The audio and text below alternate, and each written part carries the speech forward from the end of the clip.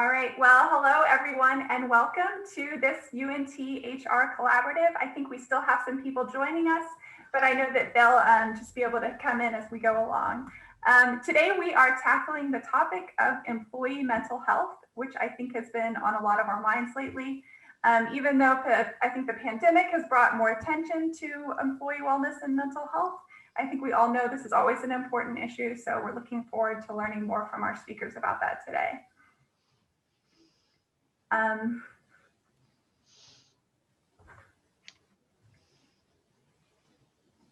And Tabitha, if I could have the next slide. Sure. All right, so this is our agenda for today. Before we get started on that, we are going to talk a little bit about some of our upcoming programs and what we've got going on with our collaborative series.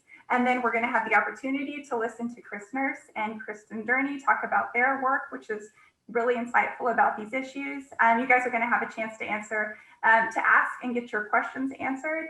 And then I'll talk a little bit more about some research perspectives at the end.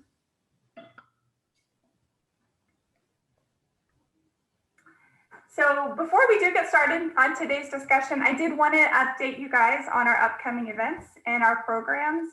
I really appreciate how many people have come to the virtual sessions that we've had this summer and now this next session that we have. And we're going to keep trying to provide these webinars for us as a way to share information and talk about the issues that we're all interested in right now. We are in the process right now of planning some more sessions, just like this one for the spring. Also, we wanted to remind you that our faculty and our doctoral students are engaging in research on a number of HR issues that might be of interest to you and your organization. So if you do have an organizational issue that you'd like investigated, our faculty are here to help. So please feel free to contact us and let us know if you'd like to have your organization be part of a research project. Also, please watch for emails that are inviting participation in research surveys from UNT researchers. These can basically be free opportunities to learn more about your organization, and then you get to apply new research insights into your work. I also wanted to remind you that we have some mentoring opportunities available. Our students benefit so much from these opportunities to learn from experienced HR professionals like all of you here. We also have a number of other ways that your organizations can get involved with UNT and work with our students. So we would really encourage you to go to our website, which is listed at the bottom of this slide, to learn about some more of these ways to engage with our programs and with our students too. Now, we are very fortunate today to have two experts with us to guide our discussion and provide insights about these issues of employee wellness and mental health. Kristin Durney is co-founder, executive director, and consultant for Mental Wellness Unleashed. She has over 20 years of work experience as an HR executive in Fortune 500 companies. In her work, she's helped leaders, individuals, and teams with programs and techniques to build mentally healthy cultures, and she works through self-management and self-care. And Kristin works as a coach, a facilitator, and motivational speaker across multiple industries. And Chris Nurse is also with us. She's a talent development and an employee experience leader. She also has more than 20 years of experience in learning and development, performance consulting, and transforming company cultures. And she implements tailored programs in organizations to create mentally healthy workplace environments. And as executive program director of Mental Wellness Unleashed, her focus is on implementing the next generation of programs that are grounded in cognitive behavioral therapy. And this helps employees and leaders with tools to self-manage their own self-care. So I'm sure you guys are going to have questions for them. So please feel free to add those into the chat, and we'll have time to go over questions after their talk. And with that, I will turn it over to Kristin and Chris. And thank you guys both so much for being here today. Great, thank you so much. So we are so very excited to be able to join like-minded HR professionals as we talk about supporting the case for mental health and wellness within the organizations. So if we can move forward on the next slide. So what Mental Wellness Unleashed, what we do is we really work with organizations that have the passion, but they also have the pain in creating that mentally healthy workplace environment. And so Kristin and I's goal for today is to be able to share with you and arm our HR professionals, our colleagues, and our leaders with, we're going to talk about some metrics. We're going to look at what are some of those bottom line impacts that in creating an effective mental health structure provides us. We'll share some best practices that companies are doing today, and we'll also share with you some of the case studies. So all of this can help you take this information back. And we also have a stakeholder toolkit that, anybody that has registered will tell you how you can get that stakeholder toolkit that's going to give you additional resources, more metrics, more statistics, and also what we call our value-based proposal template that's going to help you shape that story if you're needing to influence some real action. So as Danielle mentioned, my name is Kris Nurse, and really my focus in working in my corporate journey from an HR perspective has really been leaning in and focusing on building very effective employee environments, whether that's through learning and development, whether that's through cultural initiatives, where the employees can show up and give their whole selves to work, which we know impacts various metrics within the organization. So that has been my focus before stepping into Mental Wellness Unleashed. And I'll let Kristin share her experience. Yes, thanks, Kris. And Danielle, thanks for the introduction. So yes, experience 20 plus years in human resources as an executive human resources business partner, kind of over the all gamuts of employee relations, recruiting, talent acquisition, comp and benefits, talent management, as well as strategic organizational development, and executive coach. What I really wanted to hone in on today was the fact that people with mental health conditions or mental health issues can live a very fulfilling, happy, successful life. I'm proof of concept of that. I don't know if anyone of you were able to see on my bio that was sent out that I was diagnosed with clinical depression, clinical anxiety, and PTSD. And I was able to, promote up into an executive position. And so professionally and personally, I'm proof of concept that you absolutely can have an amazing life with mental health conditions and actually thrive. And I really want to put that message out there and promote that message for anybody listening today as we go through the presentation, as well as people that you may know, such as friends, families, and colleagues, leaders with team members that might be going through, mental distress or emotional distress. And this kind of takes the fear out of mental health, right? So we can talk about it and helping to end the stigma to where we can open that conversation. So thank you. I'll hand it back over to Kris. So let's go ahead and move forward. So we wanted to really kick off and get your perspective. And so we have a poll that I believe we can pull up. And what the question is what is the top mental health concern for your organization going into 2021?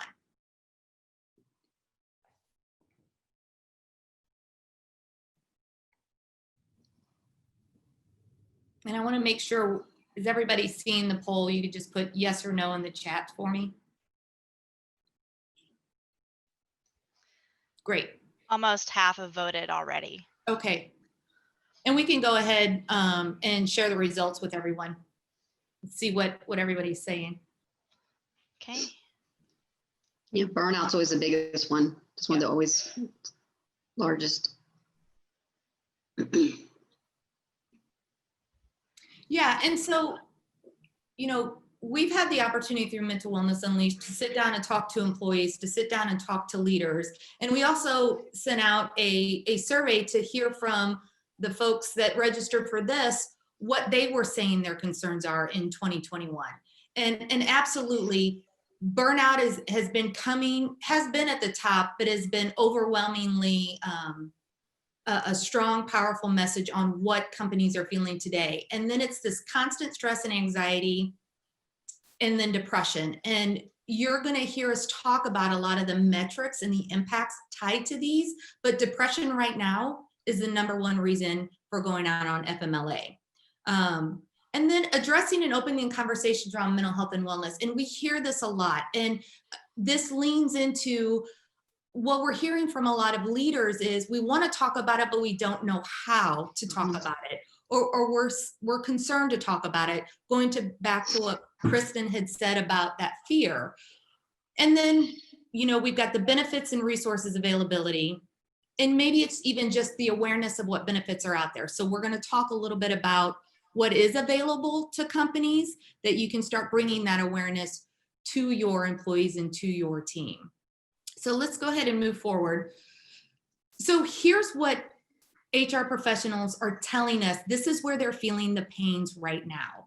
And these metrics, unfortunately, are going to continue to become impacted into 2021. And that's why it's so important that we're having this conversation here today.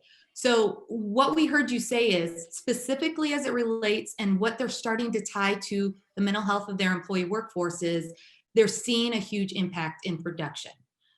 There's numbers out there right now that are saying, depending on the industries, companies are articulating at least a 28% loss in work productivity. We're seeing employee retention and turnover, and they're now tying that specifically to mental health conditions or the culture of mental health. And we hear it a lot within our young professionals. So if you have an organization that has a heavy workplace workforce that's millennial or the Generation Z, we're hearing in exit interviews that the reason that they're leaving is because the culture isn't supporting them and they're supporting their true selves. And that's why they're starting to leave faster. Mental Health America, which is a nonprofit that does a lot of research around mental health conditions in the workplace, they're reporting that 58% of our employees are saying they are dissatisfied at work because of the support that they have around mental health. And 25% of that is saying they are strongly unmotivated at work. And so that's aligning to where you're seeing that 11%.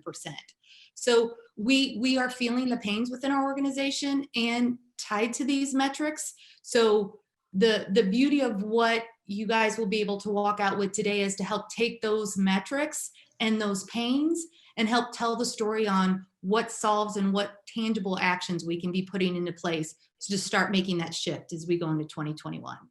So as we move forward. So we're going to talk about what are employees actually telling us. This is what we're hearing. So Chris had mentioned millennial and Generation Zs are considered the most depressed generation. And depression and anxiety are the #1 disability in the nation, actually nationwide. And when we look at the numbers, we look at 3 in 4 employees indicating at least one issue that has affected their mental health. So that's 76%. And then we're looking at employees that have been diagnosed, 2 in 5, with a mental health condition, and that's only what's been reported. And we know with the pandemic, post-pandemic, that those numbers are rising. And what's interesting about the survey that was done is that it was a KFF tracking poll, is that 63% of individuals were ready to give this information to a survey anonymously, but not divulge it to their employer.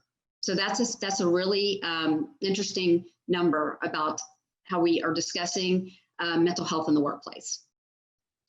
And then I think we have another, go on to the next, yeah, there we go. And so post-pandemic, this is another interesting significant number. So this poll was actually taken first in March around reporting mental health and how it's negatively impacting individuals. And in March, it was 33%. They did one in July, again, the same one, and it's 53% of adults reporting mental health negatively impacting them. So that's another significant number that we have to keep track of. And again, that's numbers are going up. And then we have another graphic, if we move forward again, where it shows, and I think it's on the right here, I don't know if we can all see it, there you go, 40% of work in the workforce, people are experiencing persistent anxiety and stress. So that's pretty much daily or several times a day, or several times a week, rather. So these are some significant numbers. So what we do know too, as in this poll is taking 42% of employees want their employees to talk more about mental health, around education, awareness, and the benefits of mental health. And 40% also said they would really like to have their leaders be trained on how to better identify mental health distress and emotional distress. So that's been another sort of another large number that we're hearing as well. We can move to the next slide here.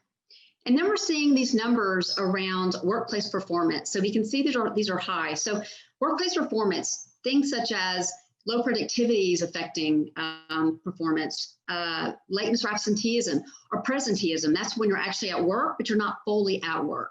And so we're also seeing a lack of problem solving or decision making, those types of things in the workplace performance. And as far as quality of work, they're telling us that there's inaccuracies, more mistakes, maybe some customer and client dissatisfaction, failure to meet expectations. So again, the quality of work's been affected as well around these mental health situations and emotional distress. And then we're looking at the co-workers' relationships.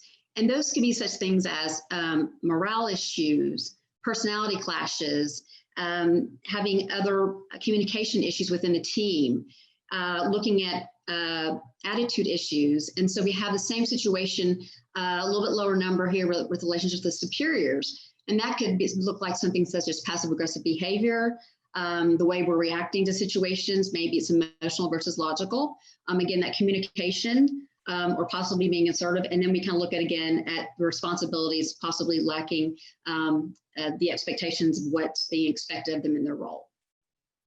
So I think what's so very powerful about this slide and about these numbers is this is what the employees are recognizing it. This is what they're telling us. They're Correct. saying that my performance is being impacted because I cannot manage to this consistent stress and anxiety. I know I'm impacting relationships at work and that my quality is decreasing. So it's one thing to hear our leaders and what results they're seeing, but it's another when our own employees are saying, I need help because I recognize what's happening to me at the workplace. Absolutely. And, that's all about the self-managing, our self-care. So again, having tools and techniques to where we can self-manage that stress and that anxiety. And those numbers, again, these numbers show what employees are telling us that's increasing our cost and, affecting the bottom line number. So yes, absolutely. And then we talk about impacts of depression and anxiety in the workplace as we continue, looking at 62% of missed work days are due to mental health alone. That's a really large number. And then when we're looking at depression and being diagnosed, only half of individuals with depression are being diagnosed and being diagnosed correctly. And we've been hearing too, some individuals have never really had anxiety or maybe don't even know they have depression. They don't know that the signs are. And so again, helping to identify what those signs are with people having mental duress or emotional duress in the workplace. But the amazing number here that we see is if it's treated, if anxiety and depression is treated, 60% reduction in absenteeism and presenteeism is showing. So it's showing how important mental health is in the workplace and how if we treat it, we're really reducing those costs in our bottom line number as well. And there was a actual study done, and this was through the American Association and Depression Association, where they did a study on depression and anxiety for 3 months for people in the workplace. And there was an actual, after the 3 months, they showed 11.5 days of lower productivity, and that could be due to absenteeism or being at work but not fully being at work. So again, pretty significant numbers. And then we're looking at healthcare costs. They're on the rise. So we can see in the slide how significant these costs are. Just $3,000 per employee based on mental health alone is due to mental health issues. And then when we put them together with other physical ailments, the cost even gets higher, which you can see the 6,000 number on the right. So when people have mental health conditions, there's a big mind and body connection. So oftentimes these physical ailments go with these mental health conditions. So that's actually increasing our mental health costs, mental health care costs. So, and also same thing with physical ailments. Oftentimes people with physical ailments, they'll develop depression and anxiety. Another study done, this is actually in Forbes, was around like an individual who had diabetes. The cost for an individual who has depression with diabetes can be $2,000 to $5,000 more than someone who has diabetes and does not have depression. So again, with depression, oftentimes comes, we have major aches and pains, we have digestive issues and things of that nature. So physical ailments, for the most time, are a part of having mental health conditions because they do affect our physicality as well. So again, that mind and body connection. And what we're also seeing going forward is that employers can expect healthcare costs jumping at least 5% in 2021. And larger organizations, because of the fact they do have healthier and more robust, I say healthier, I mean more robust, healthcare in general. So they're even throwing out a number where they're worried it might be $15,000 per employee as we continue on with this pandemic. So again, we're looking at the increasing in healthcare costs are really becoming significant. So then we want to look at return on investment. So when we look at companies that have a mental health initiative for a year, we look at a median annual return on investment of $1, and it's 1.62 for every dollar. And it increases on the right when you can see with companies that have mental initiatives and programs in place, it actually increases. So you can see how the numbers going up to 2.18. So for every dollar. So it's showing you the measurable ways we can look at having mental health programs and initiatives and the importance of it in place for corporations and organizations. And a really amazing number that I want to share here is this graphic where for every $1 that's invested in mental health per employee, we get up to $4 back on return in improved health and productivity. So the benefits are really showing around reduced turnover, absenteeism, improving that, and presentism, however to say, and also lowering this FLSA claims, and also disability as well that often comes with FLSA. We're not FLSA, we're losing productivity because we're not at work, and then with our disability claims, those of course make our insurance costs go up. So again, we see the benefits of return on investments as well as when we're putting money into our employees around our mental health and wellness. So, Kristin just really shared with us, okay, what are the dollar values? So if we're investing, we can expect anywhere from $1.60 up to, World Health Organization said best in class. When they invest $1, they're getting $4 in return. So PwC and Deloitte, two really great studies that talked about how to get the most out of that. How do you implement programs that give you that positive return on investment? And so as part of that stakeholder toolkit, we've provided the links to those full reports. Obviously, we can spend a lot of time diving into those, but we've given that to you at your fingertips with the stakeholder toolkit. So I wanted to just highlight their key findings and talk about that a little bit. So what PwC found is and we're talking specifically about mental health initiatives and programs into the workplace. When you are implementing multiple but very targeted actions within the organization. So what they're saying is you can be implementing training programs, and they talked about programs around building resilience, tools and techniques to manage daily stress and anxiety. This is really what we refer to at Mental Wellness Unleashed as that next level of professional skills, how to create that motivational mindset or that growth mindset. So it's actually, you're always positively looking at as an opportunity and solutioning and being able to self-manage the stress and the conflict resolution, right? Those are programs that they're talking about. But in addition to that, then you're supplementing it with a right level of coaching or maybe some awareness programs, and also tie them to those physical wellness programs in addition. So as Kristin said, this is a mind-body connection. There is some real truth in making that connection. So when they talk about those targeted actions, that's what they're referring to. And then what they said is the most critical factor is creating that employee participation. So this is really about organizations taking a step back and self-reflecting before they plan and implement. And in that planning stage, they need to take a look and go, what engages our participants? What's going to engage them around this? What is it that they're wanting and needing? What's worked for us before and what hasn't? So that you are being able to open up and create that engagement and build that trust. And, you know, they've recommended this is easier to do in smaller organizations because they can target the employees differently. So what they've recommended in those very large organizations is to start small. Start with a team, start with a specific group, and work with them to start building what that looks like within the organization. And then follow a change management process. And I know we hear this a lot. There's organizations that do this well. There's organizations that want to do this well, and we don't.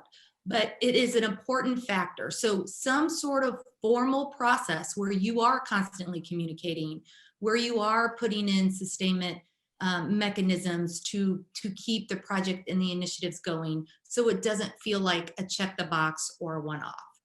And then what Deloitte has shared and what they saw is it's also about looking at the spectrum of mental wellness. So how do we promote a mentally healthy workplace environment for everybody, right? We all have mental health. We don't have to have a mental health condition, but we all have mental health, just like we have physical health. So how do we promote that? And then what's the level of intervention for those that need something different, that may have a mental health condition that they're needing to manage to more so than others?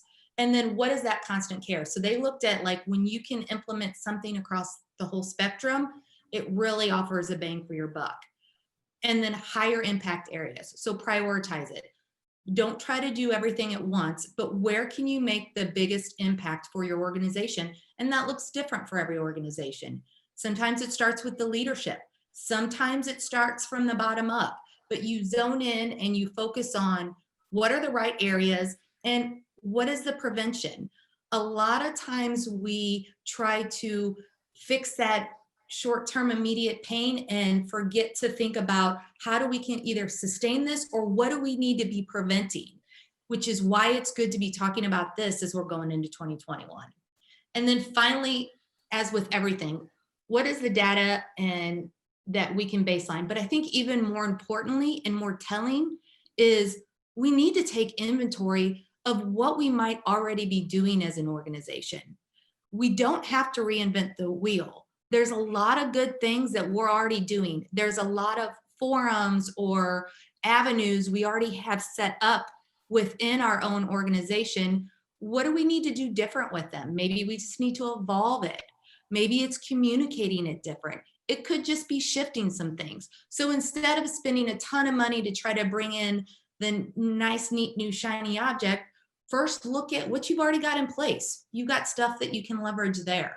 I thought that was a great point that we sometimes miss. So as we move forward, as we summarize, when we talk about the benefits and impacts of what a mentally healthy workplace environment is, here's really the synopsis.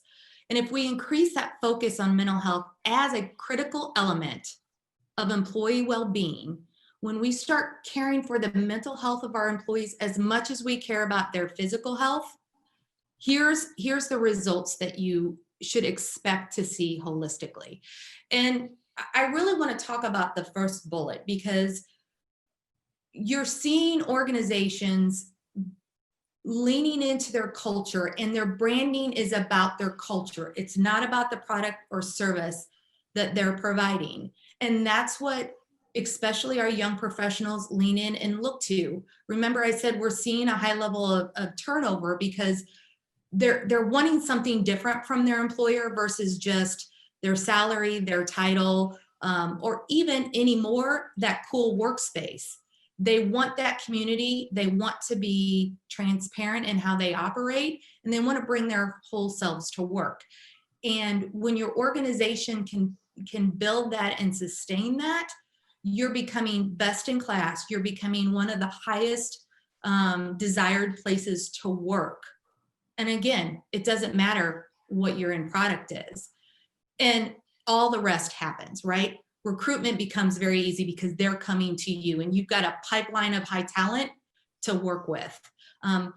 People are staying in the job. And then you automatically start seeing less risk in liabilities and these benefits and insurance costs that we've been talking about. one of the key things that when I'm consulting with leaders in the organization about the benefits to this, it truly is as simply as, if you build it, not only will they come, but they will stay and they will outperform. So if any of these bullets is a focus for your people strategy in 2021, then this is great. These numbers and these statistics are a great way to share. Here's what we can expect if we do this, and we do this well. So we can move forward. So just real quick, we asked what programs out there are you using today, or would you like to use that promote a mentally healthy workplace? First and foremost, across the board, we hear it all the time, and it is the right answer.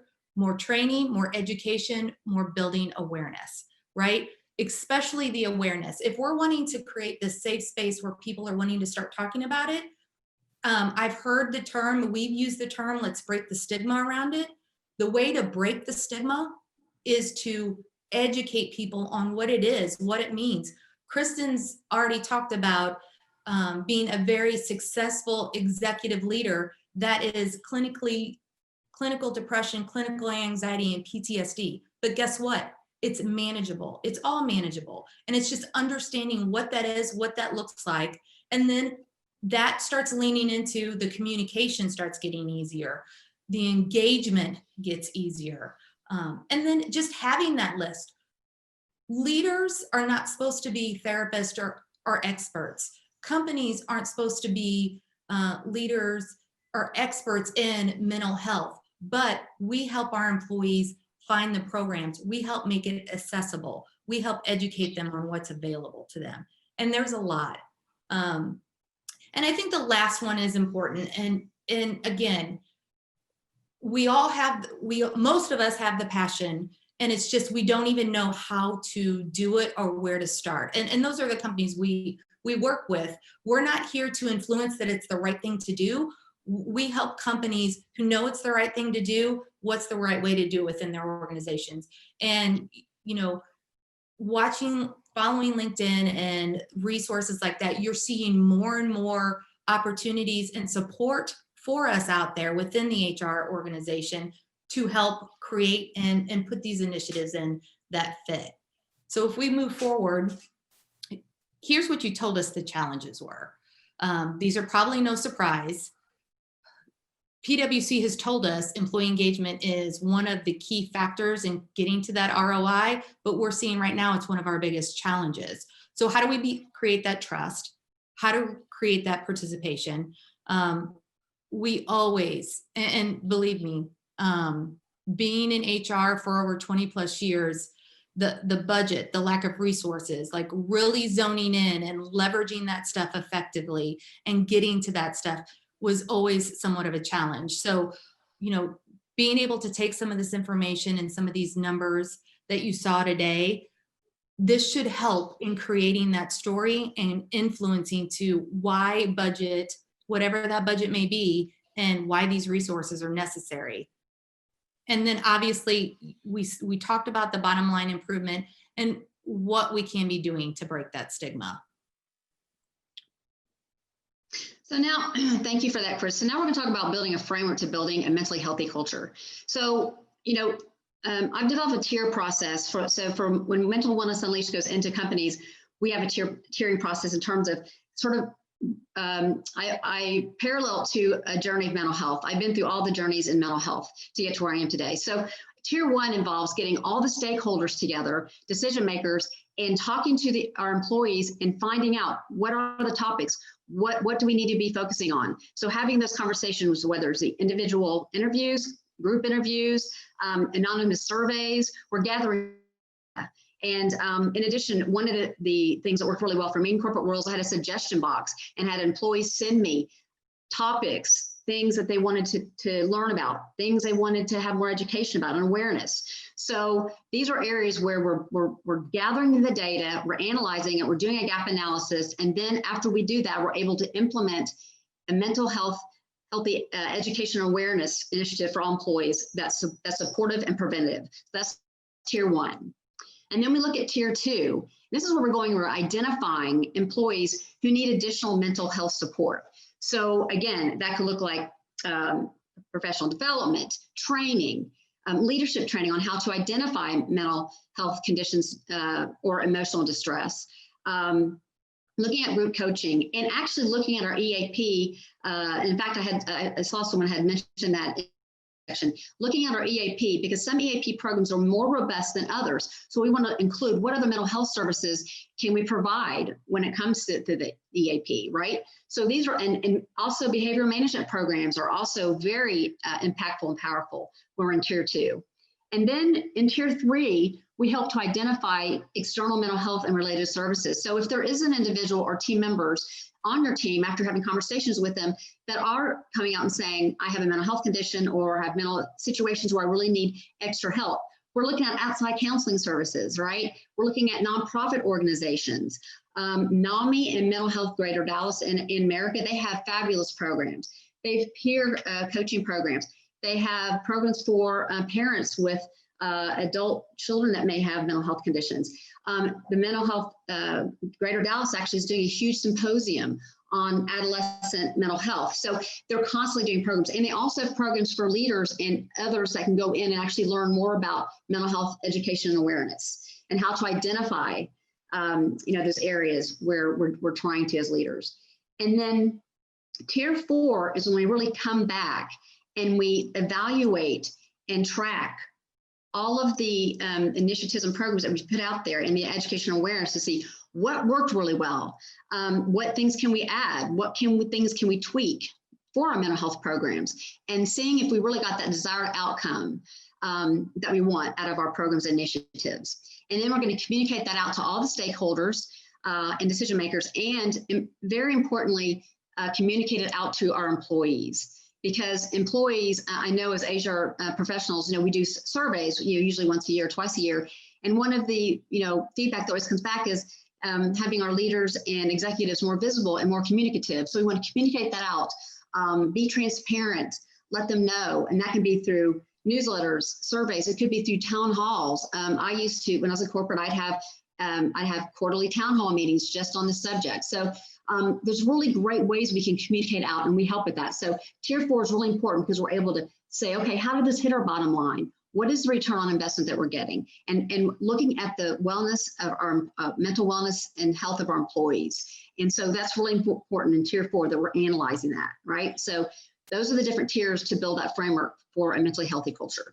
And I think too, what we see with tier 4 is this is really, when you're communicating to your employees and obviously seeing the impacts, this is where it comes back to being that best in class, because your employees start talking about it to their family and their friends. I know one of the things that we always ask in employee surveys is, would you recommend your family and friends working for us? Customers, would you recommend our product?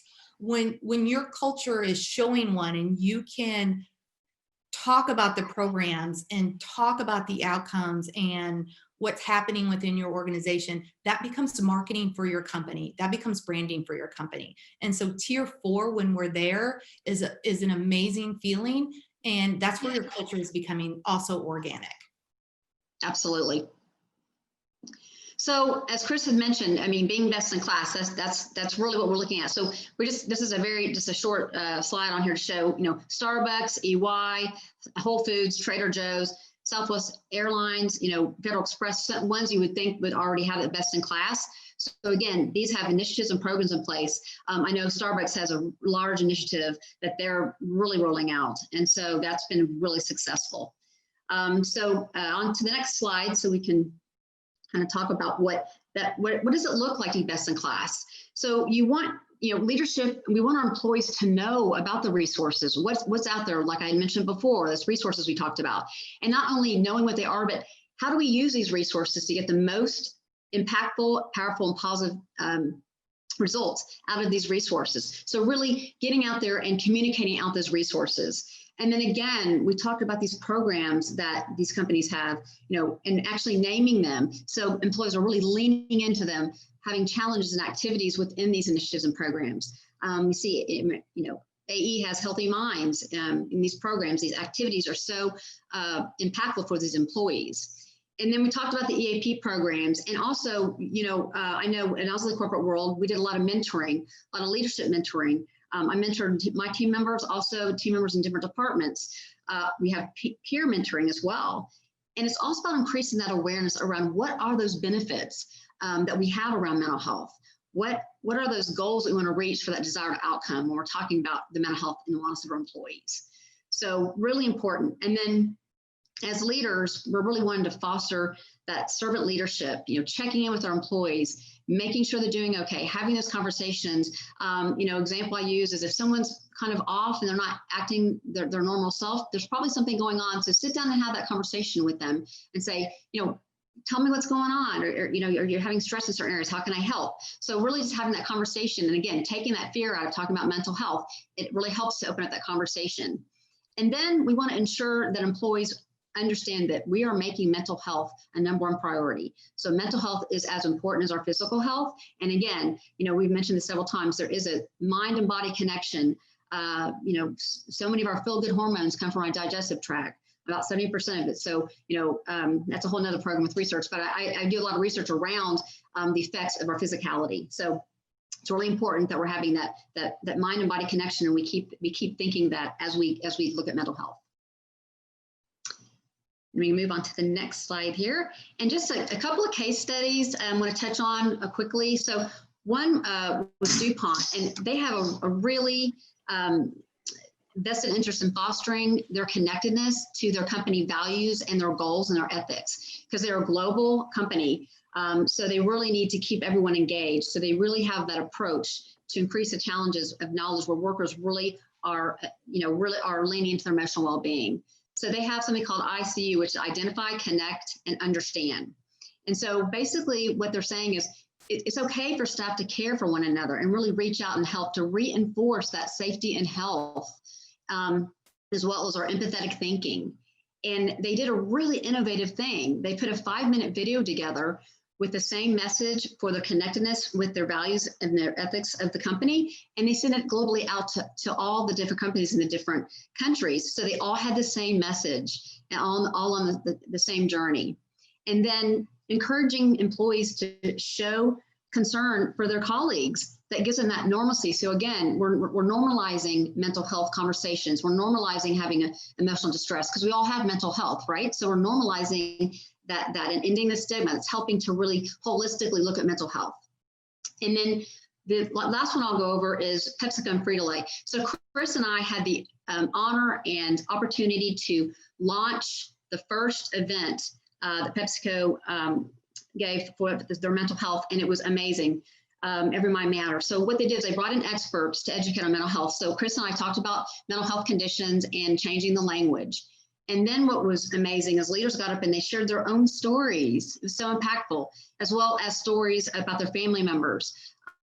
And so, it was satellited out to the other branches. It was a huge event, and sharing best practices around diversity and inclusion. And this is what's so amazing. This launch was so powerful and impactful to the employees that the chief human resources officer just mentioned 2 months ago. They're going to do this every year, because the employees were so impacted by this. And in addition to that, they're going to be rolling out workshops and trainings and giving toolkits to their leadership for them to utilize for themselves and their teams. So again, the launch went so well that now they're going to be doing this every year. So again, another example of how these initiatives and programs are so impactful and powerful for these employees and leadership. So we've talked a lot about the stakeholder toolkit. And if we go to the next slide, I could show you what is available in this toolkit for you. And directly following this meeting, I know the UNT team will be sending out how you guys can get this toolkit, but it's a value-based proposal template. And so this is and it's completely editable. So you can shape it any way you want, but it's a great guide that dives in and helps us articulate what is the true value that we're proposing here. A guide around how do you articulate what's this current situation, and how to articulate tangible outcomes that we can expect. And that's by taking a lot of this data that we've talked about today, and then summarizing right in recommendations. And one of the keys around this proposal that has been so very powerful and supportive is we recommend doing 3 recommendations. And the 3 recommendations aren't recommending a different value. You're getting the same outcome, but it's the recommendation on how we get there that best fits within our organization. And we recommend giving at least 3 options because you have a 75% of getting a yes when you have 3 options. And so we just help guide through how do you continue to articulate the value. Now, even more importantly, within the appendix and the reference materials you're getting with the stakeholder toolkit is all of the links, all of the data, more detail of what we just touched the surface on today. So you have that at your fingertips so that you don't have to spend the time to go research. You can be looking at this information, pulling in what's important to you, to your stakeholders and your decision makers to start getting some agreement on the actions that we need to start taking now. And then there's the availability to, we tell you how you can just set up a consultation with one of our lead consultants who does these proposals, works on these proposals. If you want help building it, if you want to bounce it off and really say what works, or even if you want some help in presenting it, we can set up some time to see what that looks like for you. Because I know we went through a lot of this pretty quickly and there's a lot to absorb. So if we move forward, we can wrap this up so we can get to some other questions. And so here's how to, after this meeting, to get in touch with us if you want. And we've also shared this information with UNT to make it very easy if you want to continue this conversation. We do a lot with consulting, but we also do a lot with coming in and starting programs and helping even just to assess what programs could be effective. Or as we mentioned, we're connected with North Dallas, NAMI, several nonprofits that has amazing programs available to all of us. We may not be aware. So we're really great connectors when it comes to that as well. And one of the best things that we do is this monthly HR forum that we hold and facilitate that is the like-minded HR professionals, access to a 24/7 community where constant resources are being updated and shared and tools and techniques and troubleshooting solutions. So we've just created this forum that allows us to get this think tank together and support each other as we're building this within our organizations. And if you want to learn more about us, check out our website. And I highly recommend following Mental Wellness Unleashed on LinkedIn. We're sharing stuff all of the time that professionals can take back and implement with their teams or their organizations almost immediately. So with that, I believe we have some good time for questions.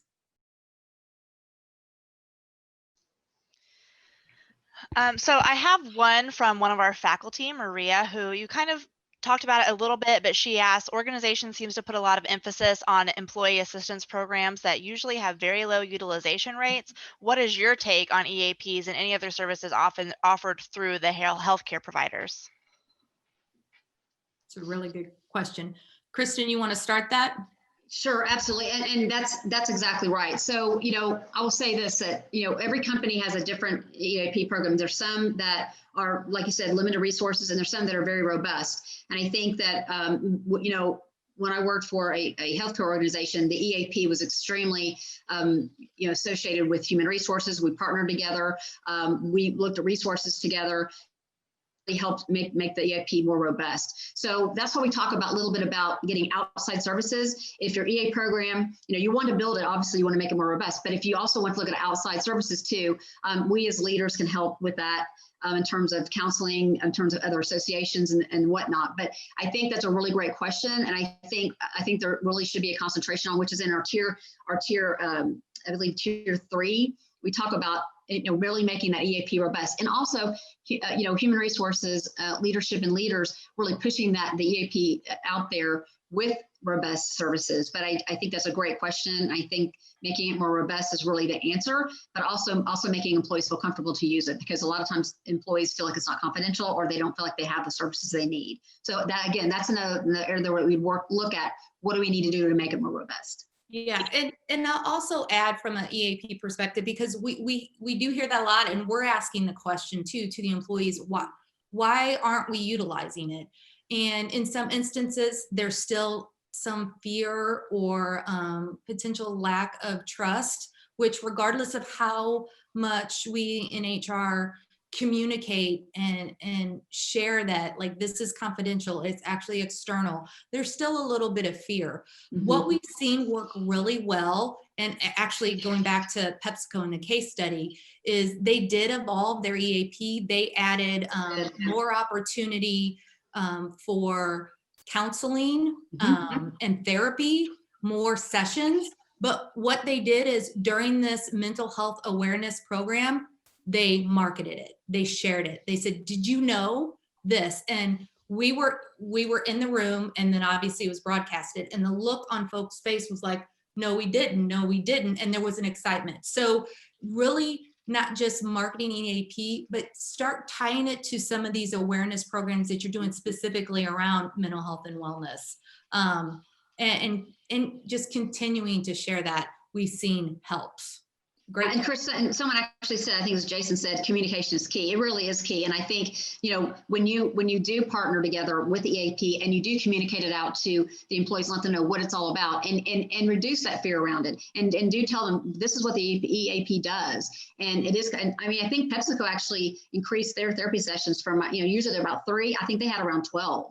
I mean, it was extremely, I mean, that's really a large number, because therapy can be expensive.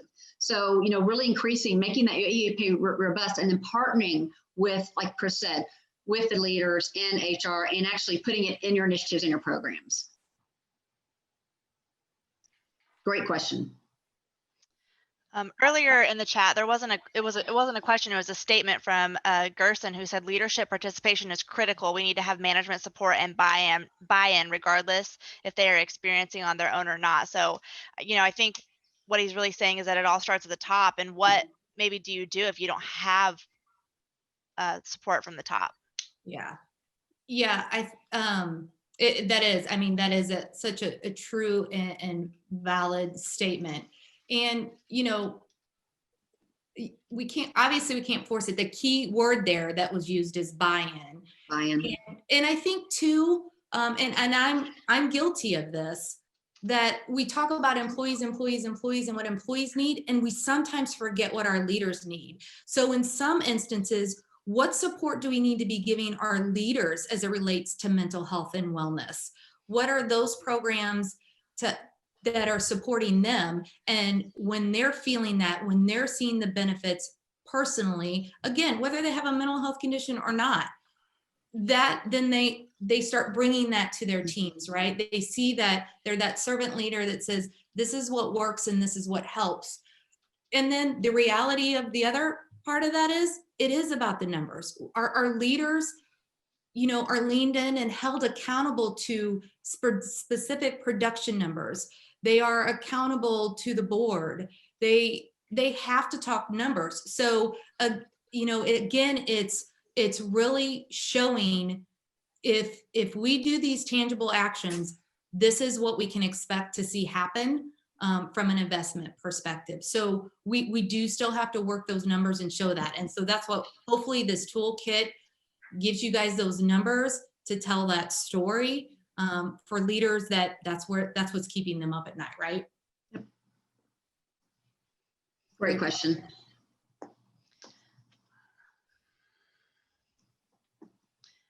I don't see any more questions or comments in the chat. Are there any kind of final remarks that you guys want to include before we move on?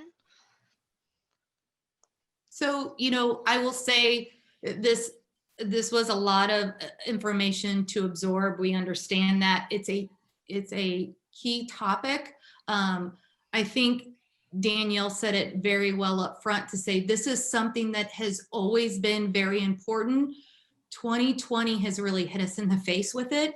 And what we're hearing from medical experts is that it's regardless of what happens outside of 2020, regardless what happens with COVID, workplace, we're going to continue to feel the impacts into 2021. And so being able to mitigate it and put some prevention in it now and get a handle on it is so very important for a lot of companies, and we're figuring out how to do that. So first of all, I want to thank all of those that took the time out to attend today to listen. And we're available. Kristin and I will remain available via email. You can connect with us personally on LinkedIn to bounce off specific challenges. If there's other questions that come up, you walk away, we're happy to continue to keep addressing those after the fact. So don't hesitate to connect with us, because our goal is to help all organizations put in place what's right for their employees and their leaders in support of this, so we can all be successful.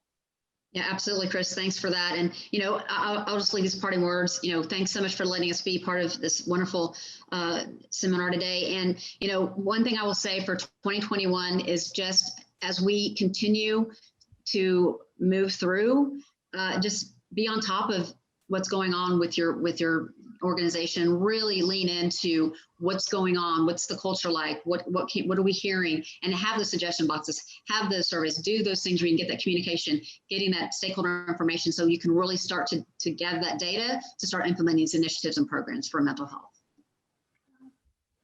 Well, thank you both so much for all those great insights, and I think just helping us understand sort of the scope of the issue that we're talking about. I think the statistics really tell us that this isn't just a small issue, this is a pervasive one. So thank you guys so much. In addition to what our speakers have talked about today, we also wanted to share some perspectives from UNT faculty research that actually relates to today's conversation. So the research today that I'm going to talk about is actually a COVID-19 related study, and it's focused on healthcare workers, but I think that some of the insights that we got from this research can apply, I think, to other situations as well. All right, so obviously we all know that COVID-19 has had a huge effect on our work lives. That's why we're meeting here on Zoom today and not enjoying lunch together somewhere. We've all seen the statistics in terms of case numbers and fatalities, and all of us have been affected in some way or another through lockdowns or travel restrictions, or possibly job losses and closures of schools and childcare centers. And this has affected incomes and the work-life balance of so many people. And as we've talked about today, it's also affected the mental health of employees in many professions. And there is one profession I think that's been particularly hard hit, and that's healthcare. And that's what we're going to focus on in this particular study. In the US, there has been at least 159,000 cases. That was a number from last month, and that's gone up since then. 700 fatalities in healthcare workers. We've probably all seen, some disturbing news reports of depression and even suicide in healthcare workers who've been intensely involved in the pandemic. So our goal with this research was just to understand their experiences a little better and what that psychological toll has been of sort of being involved in this crisis. So the way we try to understand their experiences is with a theory that's called ego depletion theory. The basic idea of this theory is that we just all have sort of a limited pool of what they call regulatory resources. And these resources are what we use to exercise self-control. And that just means to get us to do stuff that we would otherwise not do. So if we sort of think about these healthcare workers and they're risking exposure to COVID every time they go to work, their natural response might be to stay far away from hospitals and patients, but instead they use regulatory resources, they use these self-control resources to sort of overcome their fears, their concerns, and they do their jobs anyway. And these personal resources can be used up when we're on guard and when we feel like we have to constantly sort of be monitoring our situation.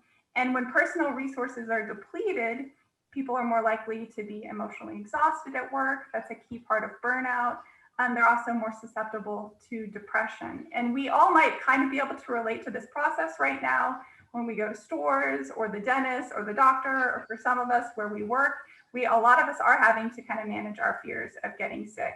And you might find that some of these routine interactions are a lot more exhausting for you now than they were pre-COVID. And some of you might be working in jobs where you need to be on guard about COVID at all times. So you could be kind of using more of these resources to manage your behavior in this kind of new environment that we're all facing, which is sort of like the healthcare workers that we looked at in this study.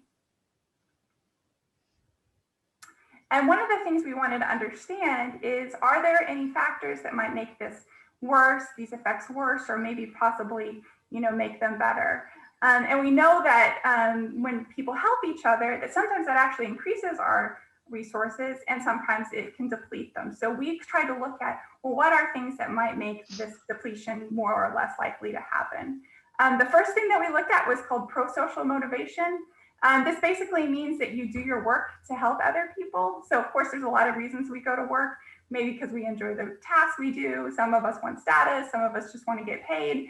And then there's also, we might go to work because we want to help other people. And that's basically what pro-social motivation is.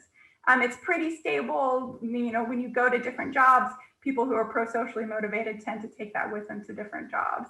And the reason this is important is that we've seen from other research that people who are pro-socially motivated, they tend to push themselves past their limits to help. So that can be a factor here in this emotional exhaustion that we're talking about. And the other thing that we looked at is something called pro-social impact. And this is just the feeling that you've made a positive impact on other people through your work. And there has been some research that tells us that when we get this positive experience of helping other people, this can actually help us replenish these resources that we've lost, because now we feel good about our work, we feel good about ourselves. So in the study, what we did was we did survey doctors and nurses. We'd actually planned a different study with that group of doctors and nurses.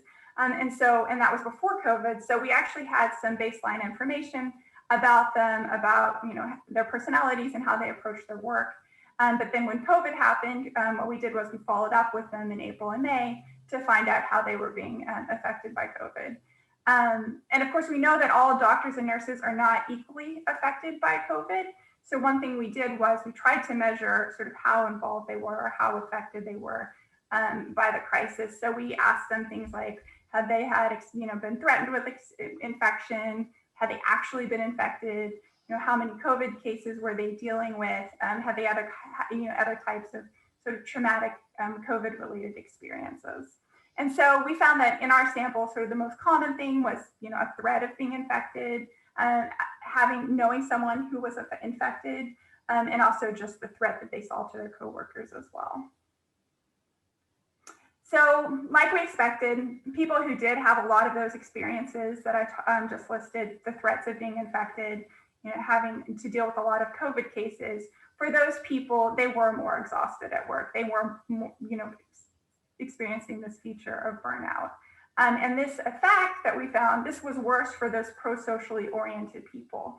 So for people who were really driven to help, they were actually the ones who were getting most exhausted by being involved in this crisis. And then the other thing we found too is that even though the crisis itself didn't necessarily lead to depression, that for this group of people who really wanted to do their work to help people, if they felt like they weren't making an impact, they weren't making this positive impact that they wanted to make, that they were more likely to become depressed. So basically, individuals who want to help others, when they feel like they're not making a difference, they're the ones who are more likely to get depressed from being involved in the crisis. So obviously, again, we did focus on healthcare settings, but this COVID-19 environment is creating negative outcomes for people in other work settings too. And we could think of other examples like teachers and retail workers who are also having to go through this process of kind of suppressing their personal fear when they go to work. And this could be leading to exhaustion and vulnerability to depression and other professions as well. In terms of some practical takeaways, supervisors could be sort of aware of which workers might be more vulnerable to exhaustion in these types of crises. We mentioned this idea of, pro-socially oriented workers, and we can kind of spot these people. They're the ones who are just more willing to volunteer whenever we have difficult things to do. They're the helpers. And so those might be the people that you need to keep an eye out for in a crisis situation. Also, just, organizations can help people with managing their fears by making sure we do have resources invested in equipment and training to support safety. Obviously, a lot of organizations have made strides in this since we did the research in May, but in our study, there was a pretty wide variation in how much people really felt like they had the equipment that they needed to feel safe.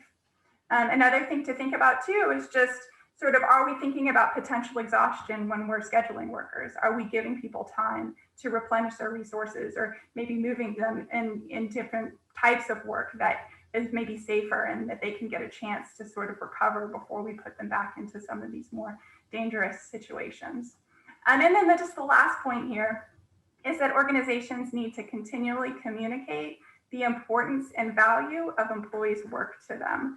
And we cannot assume that employees kind of recognize themselves that they're making a positive impact on others through their work. And this can be really especially important for these pro-social folks who really need to believe that their work is benefiting other people. And also in a crisis situation where people need to feel like the sacrifices that they're making actually have, a purpose and a reason behind them. So that's the research that we did, and that is that will conclude our session today. We really want to thank our speakers, Chris Nurse and Kristin Durney, for all their insights on employee wellness. I think we all learned a lot from them today. We also want to thank Tabitha Ostmeyer for helping things run so smoothly and managing our moderation. We also want to thank one of our organizers, Julie Hancock, who wasn't able to join us today. And many, many thanks to Kathy Western for all her work putting together this event. As always, we are grateful for the support of the Department of Management at UNT and the very generous support of John and Jennifer Kelly, who make these kinds of programs possible. And we want to thank everybody who came here today for attending and being part of our program today. Thank you so much.